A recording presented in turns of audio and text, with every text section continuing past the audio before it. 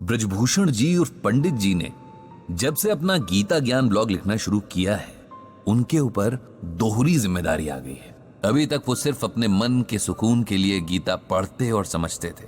अब अपने ब्लॉग के पाठकों के सवालों के जवाब तलाशने के लिए गीता को फिर से पढ़ रहे हैं, ताकि उनके जवाब की तलाश भी पूरी हो और उन्हें सही मायने में गीता ज्ञान भी मिल सके। और इसी गीता ज्ञान को आप सुन रहे हैं। रोज कोई ना कोई सवाल पंडित जी के पास आ ही जाता है। हर सवाल के पीछे एक कहानी होती है, क्योंकि जीवन की कोई भी परेशानी अचानक से नहीं आती। उसके पीछे सालों से एक भूमिका बन रही होती है। हमारे फैसले, हमारी इच्छाएं और हमारा व्यवहार सब मिलकर आने वाले कल की इबारत लिखते हैं। इसीलिए अगर आज की किसी परेशानी का हल तलाशना है, तब पुराने दिनों के पन्ने पलटने जरूरी हो जाते हैं। ऐसी ही एक किताब के पन्ने पलटने जा रहे हैं पंडित जी, ताकि उसकी मदद से किसी की परेशानी का हल गीता के पन्नों में तलाश सके। पंडित जी के पास जो समस्या सवाल बनकर आई है, वो कहीं बाहर से नहीं है, उनके खुद के घर से, उनकी जान से ज्यादा प्यारी छोटी बहन उर्मिला के घर से आई है। हालांकि समस्या उर्मिला की बहू दिव्या ने उन्हें कल शाम फोन पर बताई है, लेकिन पंडित जी वो ये जानते हैं कि अगर उन्होंने इसका हल ना निकाला तो उनकी बहन की जिंदगी भर की मेहनत बेकार हो जाएगी। जिस सपने के पीछे उसने अपना जीवन होम कर दिया, वो बिखर जाएगा। ये सोचते हुए पंडित जी की आंखों के आगे अपनी बहन का पूरा जीवन तैर गया। 3 भाइयों की इकलौती बहन थी उर्मिला, सबसे छोटी भी थी, इसीलिए मां बाप के साथ भाइयों की भी लाडली थी। तीनों भाइयों की पूरी कोशिश रहती थी कि उनकी बहन को कोई परेशानी ना हो, उसकी कोई फरमाइश अधूरी ना रहे, उसकी आंखों में कभी कोई आंसू ना आए और पैर तले कोई कांटा ना चुभे। लेकिन अगर हमारे चाहने भर से जिंदगी चलती तो फिर किसी को भी कभी कोई परेशानी होती ही नहीं। किस्मत में जो लिखा है वो कई बार हमारी इच्छाओं के एकदम उलट होता है और इस पर किसी का जोर चलता ही नहीं। उर्मिला और पंडित जी समेत सभी भाई बहन जिस वक्त में बड़े हुए, उसके समय लड़कियों को पढ़ाई के कम ही मौके मिलते थे। फिर भी उनके माता पिता ने उर्मिला को 8वीं कक्षा तक पढ़ाया और फिर एक बहुत अच्छे परिवार के पढ़े लिखे लड़के से उसकी शादी भी करवा दी। उर्मिला का जीवन बहुत अच्छा चल रहा था। उसका पति बहुत समझदार और सुलझा हुआ इंसान था। भगवान ने एक बेटा और एक बेटी देकर उनके परिवार को संपूर्ण कर दिया था। जिस तरह के जीवन की उम्मीद कोई भी लड़की कर सकती है, उर्मिला के जीवन में वो सब कुछ था। लेकिन किस्मत को शायद कुछ और ही मंजूर था।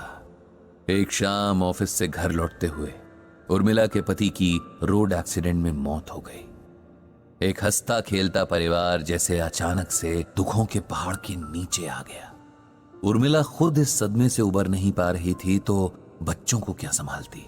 किसी तरह बहुत समझाने बुझाने के बाद, बहुत लंबे वक्त के बाद उर्मिला थोड़ा सामान्य हुई। अब उसके आगे एक लंबी जिंदगी थी जिसे उसे अकेले काटना था, साथ ही दोनों बच्चों का भविष्य भी देखना था। जब जिंदगी की कड़वी सच्चाइयां मुंह के आगे खड़ी हों, तब इंसान को शोक मनाने का भी वक्त नहीं मिलता। यही उर्मिला के साथ हुआ। भाइयों ने अपनी तरफ से हर संभव मदद करने का वायदा तो किया, लेकिन उर्मिला जानती थी कि उनके भी अपने परिवार, अपनी जिम्मेदारियां हैं।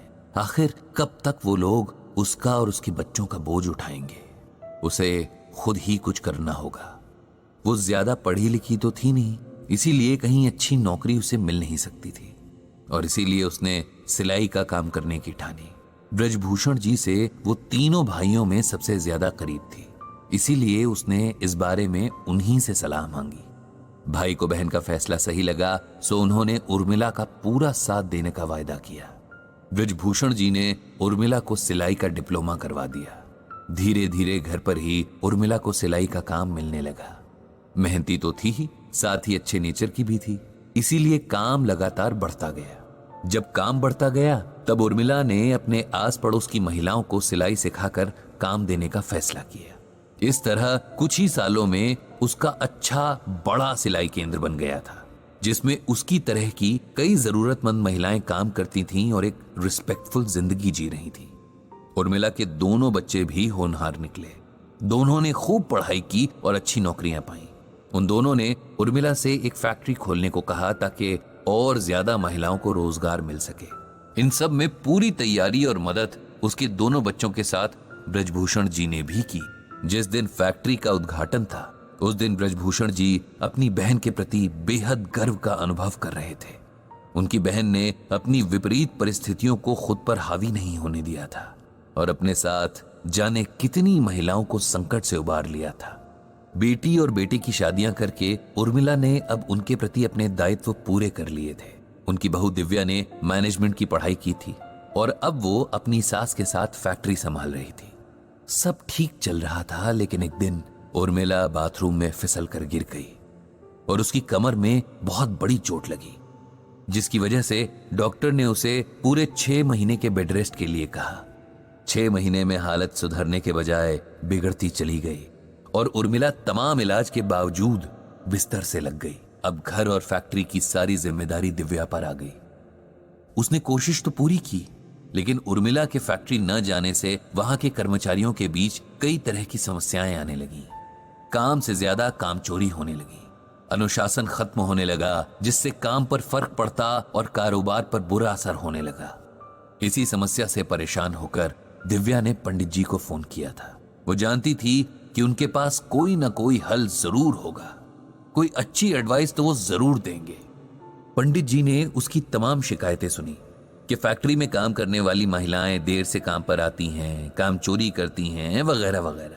पंडित जी ने कुछ देर सोचा और फिर दिव्या को श्रीमद् भागवत गीता का ये श्लोक सुनाया। यद्यदा चरति श्रेष्ठस्तत् देवेतरो जनः स यत् प्रमाणम कुरुते लोकस्तदनुवर्तते। इसका अर्थ है कि हे अर्जुन, श्रेष्ठ पुरुष जो जो आचरण करता है, संपर्क में आने वाला पुरुष भी वैसा ही आचरण करते हैं। वो जो कुछ प्रमाणित कर देता है, समस्त मनुष्य समुदाय उसी का अनुसरण करने लगते हैं। इसका मतलब यह है कि बेटी, हमारा समाज और इसमें बसने वाले लोग अपने लिए आदर्श ढूंढते हैं। ऐसा आदर्श जब उन्हें मिल जाता है तब वे भी उसके गुणों को अपने व्यक्तित्व में उतारने लग जाते हैं। इस तरह पूरा समाज एक आदर्श समाज बन जाता है। अगर इसका दूसरा अर्थ हम देखें तो वो इस तरह होगा कि किसी से भी कुछ अपेक्षा रखने से पहले हमें वैसा आचरण खुद भी करना पड़ता है, तभी हम अधिकार से दूसरों से अपेक्षा रख सकते हैं। यदि तुम चाहती हो कि तुम्हारे लिए काम करने वाले लोग आदर्श हों, तब तुम्हें भी उनके लिए आदर्श बनना पड़ेगा, ताकि वो तुम जैसा बनना चाहे। तुम्हारी सास यानी उर्मिला उनके लिए वही आदर्श थी। वो हमेशा फैक्ट्री का समय शुरू होने से आधा घंटे पहले पहुंच जाती थी। गेट पर खड़ी होकर आने वाले लगभग सभी स्टाफ मेंबर्स से मिलती, उनके हालचाल पूछती, अगर किसी को कोई समस्या हो तो उनकी मदद करने की कोशिश करती। काम के दौरान पूरी फैक्ट्री में घूमती रहती कि कहीं कोई दिक्कत तो नहीं। इस तरह स्टाफ को वो हमेशा उनके बीच मिलती। उनके सुख दुख में हमेशा साथ रहकर उर्मिला ने उन्हें बिल्कुल अपने परिवार की तरह बना लिया था। इसी वजह से सभी महिलाएं काम को अपना काम समझकर करती और सब खुश भी रहते। अब तुम सोचो कि मालकिन की तरह आधे दिन फैक्ट्री जाना, अपने एयर कंडीशन वाले ऑफिस में बैठे रहना और सिर्फ काम की बातें करना, ये बिहेवियर तुम्हें उन काम करने वाली महिलाओं के करीब लाएगा या उनसे दूर करेगा? दिव्या को अब समस्या की जड़ भी समझ आ रही थी और समाधान भी दिख गया था। उसने पंडित जी को बहुत बहुत धन्यवाद कहा और मन ही मन उनकी सलाह पर अमल करने का संकल्प लिया। पंडित जी ने भगवान श्री कृष्ण और श्रीमद् भागवत गीता को प्रणाम किया और प्रार्थना की कि प्रभु सभी को सही राह दिखाएं।